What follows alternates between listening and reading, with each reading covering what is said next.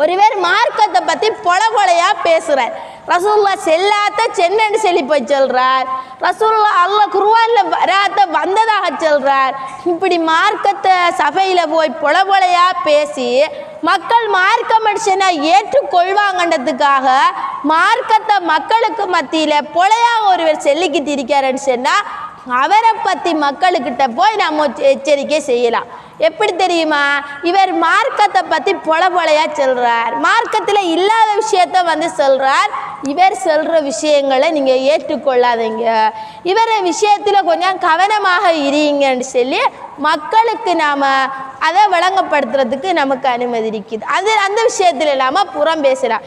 ஏன்னு சொன்னால் இமாம்களும் என்ன செஞ்சாங்க, இமாம் தஹபி இமாம் அவங்க சியருல் ஆலாமின் நுபலான்ற பெரிய ஒரு புத்தகத்தையே எழுதினாங்க. அது பல பாகங்களை கொண்ட ஒரு புத்தகம் உண்டு. அந்த புத்தகத்தில் அவர் என்னத்தை எழுதினார் தெரியுமா?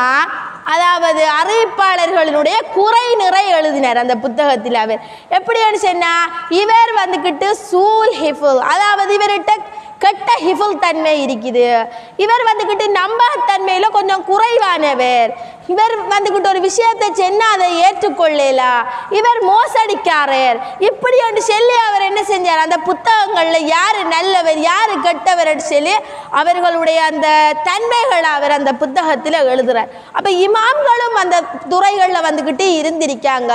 அதாவது மார்க்கத்தை பொலையா பரப்புறாருன்னு சொன்னால் அவர் விஷயத்தில் கவனமாக இருக்க சொல்லி மக்களுக்கிட்ட நம்ம சொல்றது அது புறமாகாது, அது கட்டாயம் மக்களுக்கு செல்ல வேண்டிய ஒரு விஷயமாக இருக்குதுன்றதை நம்ம ஒவ்வொருவரும் விளங்கி கொள்ள வேண்டும்.